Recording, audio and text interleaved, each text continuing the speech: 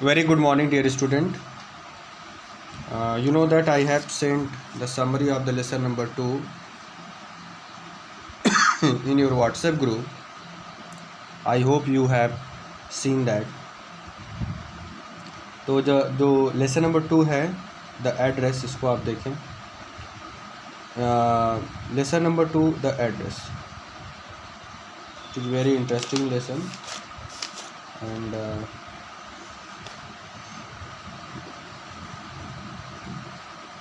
this short story is poignant account of the daughter who goes search of her mother belongings after the war in Holland. ये जो कहानी है, short story है, यह एक मर्म पोगनेंट मतलब होता है हृदय को दुखी कर देने वाली, मर्मस्पर्शी या बहुत ही हृदय विदारक,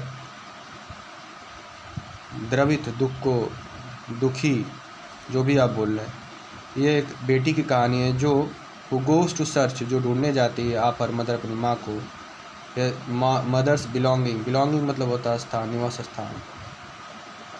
साथ में बिलोंगिंग का मतलब होता है साथ में रहने वाली जो चीज़ें होती हैं, जो आर्टिकल होते हैं, उसको बोलते हैं बिलोंगिंग्स.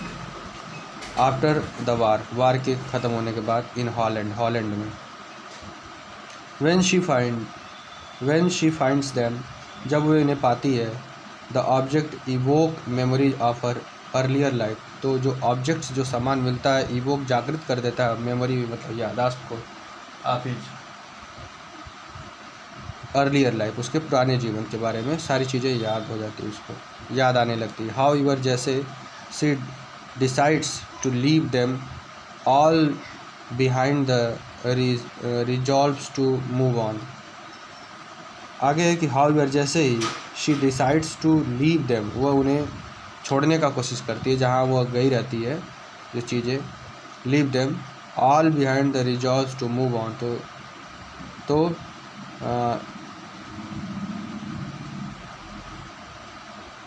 हाँ देखो आगे.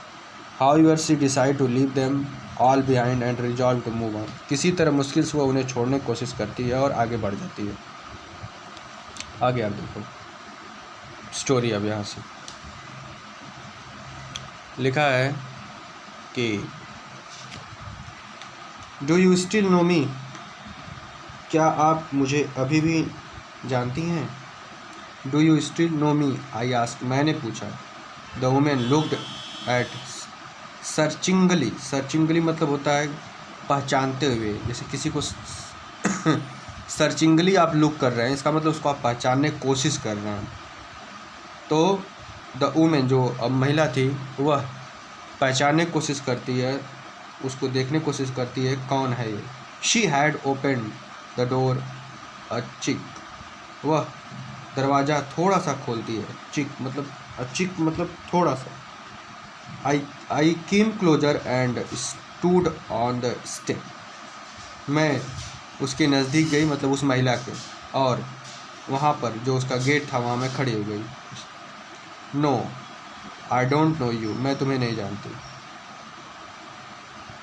आई एम मिसेस एस डॉटर, मैं श्रीमती एस की डॉटर हूँ.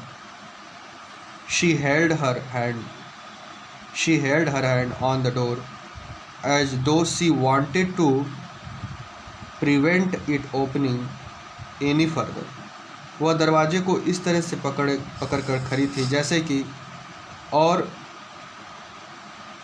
उसको ज़्यादा मतलब उसको और प्रिवेंट ओपनिंग एनी डोर मतलब फर्दर, उसको और ज़्यादा खोलने से वो डर रही, मतलब वो पूरा दरवाज़ा खोली नहीं थी, ऐसे पकड़ के खड़ी थी जैसे वो पूरे दरवाजे को ओपन नहीं करना चाहती.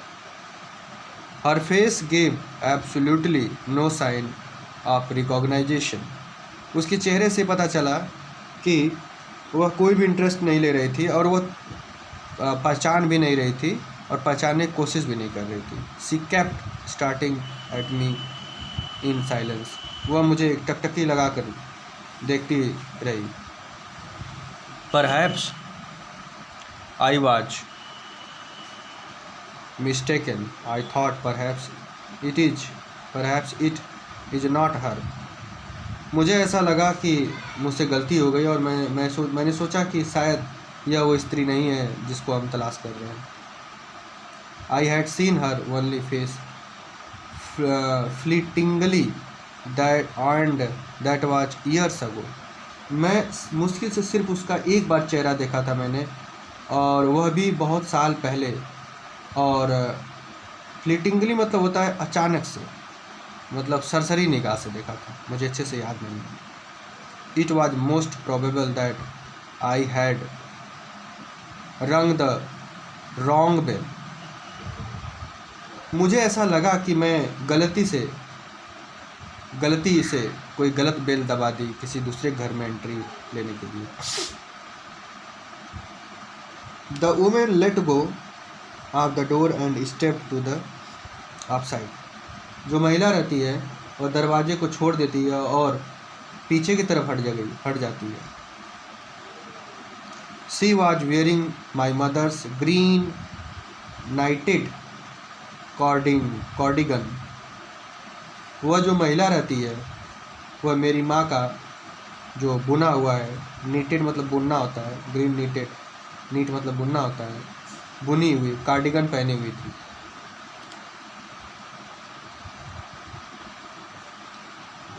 The wooden buttons were rather pale from the washing. धोने की वजह से जो वुडन बटन थे, लकड़ी के बटन, वो थोड़े से हल्के पड़ गए थे, पीले पड़ गए थे। She saw that I was looking at the cardigan and half hid herself again behind the door.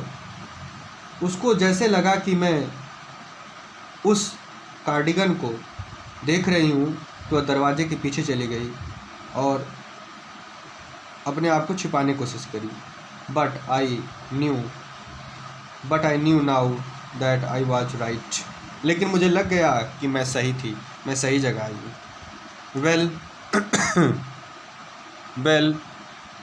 Well you knew my mother, I asked. अच्छा, तो आप मेरी माँ को जानती हैं? मतलब वो पूछती है तो अच्छी मतलब उसको लगता है वेल चलो आप मेरी माँ को जानती हैं। मैंने पूछा हैव यू कम बैक, तुम फिर से वापस आ गई? Said the women, I thought that no one had come back.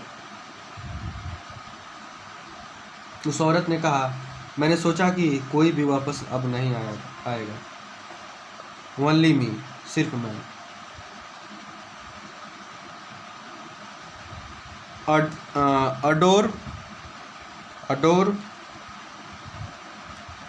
A door opened and closed in the passage behind her. जो दरवाज़ा था पीछे खुले, जो रास्ते थे, पैसेज मतलब यहाँ रास्ता होगा, जो दरवाज़ा था उसके पीछे कुछ खुले रास्ते में खुला और बंद हो गया। The door opened closed and the passage behind हर।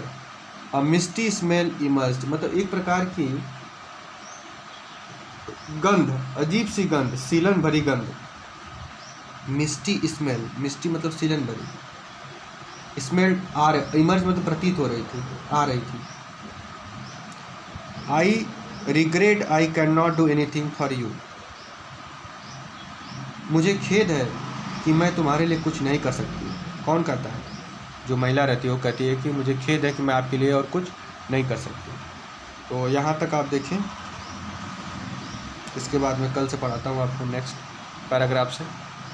कोई प्रॉब्लम रहेगी तो आप बताइएगा।